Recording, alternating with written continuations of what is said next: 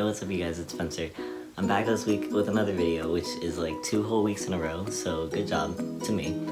Even though it wasn't exactly a whole week apart, it was a little bit more, but like 2 weeks in a row, that's pretty good. So today I wanted to talk about some misconceptions that people have about taking testosterone and just clear up some of these myths that go around about the beautiful tea. So let's go. The number one myth that I hear all the time is that when you start tea, you're just gonna gain a bunch of muscle and lose a ton of fat, and you're just gonna be shredded like immediately without working out at all. It's not true. I wish it was, I really do, but it's not. Basically, if you just sit on the couch all day, it doesn't matter how much testosterone is in your body, you're not gonna be gaining muscle. If you start tea and you have like an active lifestyle or an active job, or if you already work out, you are gonna see that you gain some muscle because tea makes it easier for you to gain muscle, but there still has to be a stimulus there for your muscle to grow, if that makes sense. Same with losing fat. If anything, you're probably going to get heavier on tea, whether it's just more water retention or because your body now needs more food because you're a teenage boy going through puberty and your appetite's gonna be through the roof and you're gonna be eating more. You might gain weight that way, or maybe it's because you're working out or you got an active lifestyle and you're building some muscle and gaining weight. Like, you're probably not gonna lose weight, and you're definitely not gonna just magically burn some fat from being on tea. Fat redistribution also doesn't happen overnight. It happens for the whole time that you're on tea, basically.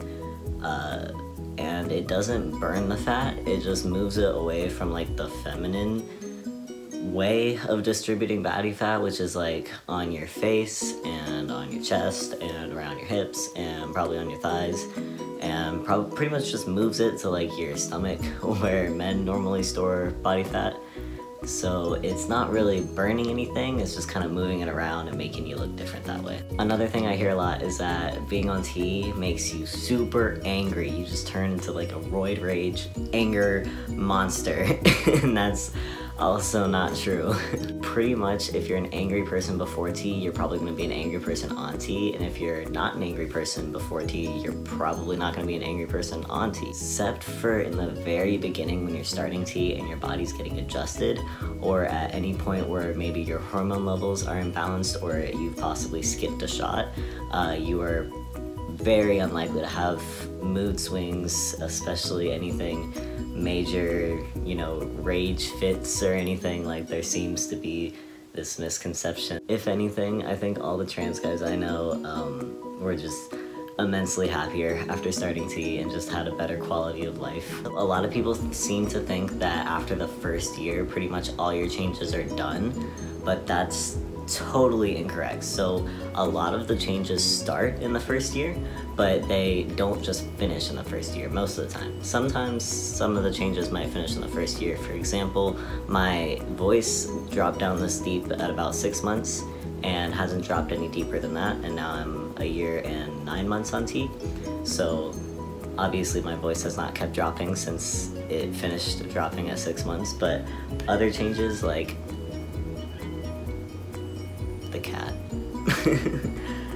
Other changes like my facial hair, my body fat, my body hair, pretty much everything else has continued and will continue for up to 7 years if I choose to stay on testosterone that whole time. I don't know if this one's really a myth, but more something I didn't know that really, or didn't expect it to happen so much when I was on tea, but you literally get hairy everywhere. Like, I didn't know this, but facial hair, like, I grow hair all the way up to here.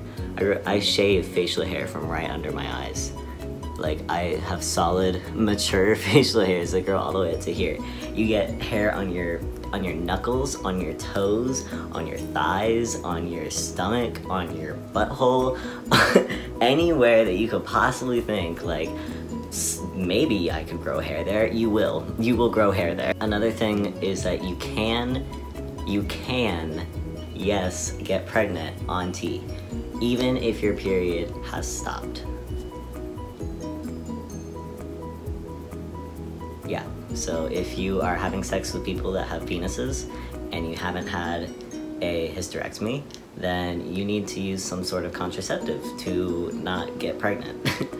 Because testosterone is not a contraceptive and it will not make you infertile right away.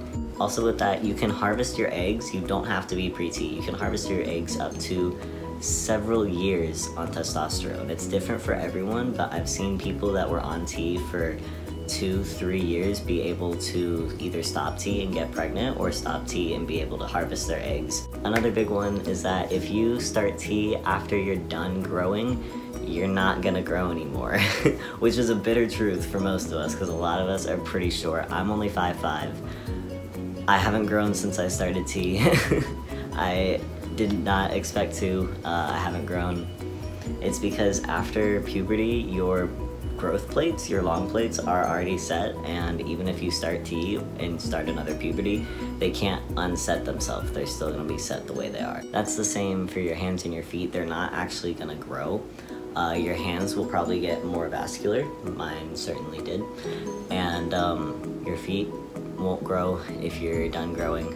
Mine, I don't know what happened, but they didn't grow a whole half size. I'd say maybe a quarter size because I can't comfortably fit into the shoes that I wore pre-T, but also there wasn't a lot of extra space in those shoes to begin with, and when I move up to the next size, there is a decent amount of extra space, so I'm like kind of in between half sizes, but it wasn't enough substantial growth in my feet to even contribute it to testosterone. And lastly, your hips, jawline, anything skeletal will not change shape if you are already done growing. So your jaw may look like sharper, but it hasn't actually changed shape. Like the bone hasn't changed shape. It's probably due to fat redistribution. The sharpness of my jaw is definitely contributed by my beard. Like the way I edge up my beard very much contributes to how sharp my jawline looks. But yeah, it's not actually gonna change the shape of your jaw. Same with your hips. They might look different, but that's gonna be because of fat distribution, not because the actual hip bones themselves have changed.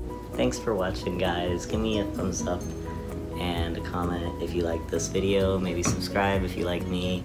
But I'll see you guys next week. Hopefully I cleared up some misconceptions you might have had about testosterone.